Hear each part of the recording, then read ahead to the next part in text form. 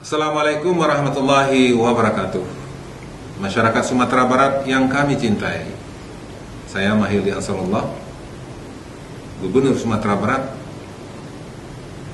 segera manfaatkan program 5 untuk 1. Diskon pajak kendaraan bermotor, 2. Bebas denda pajak kendaraan bermotor, 3.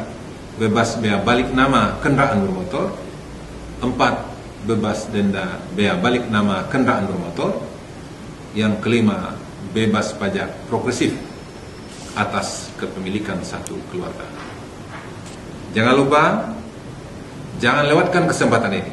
Mulai tanggal 12 September sampai 12 November 2022. Melalui kesempatan ini, kami menghimbau kepada seluruh masyarakat Sumatera Barat untuk memanfaatkan kemudahan ini dengan beramai-ramai ke kantor Samsat terdekat, serta menyampaikan informasi ini kepada sanak famili kita yang memiliki kendaraan bermotor.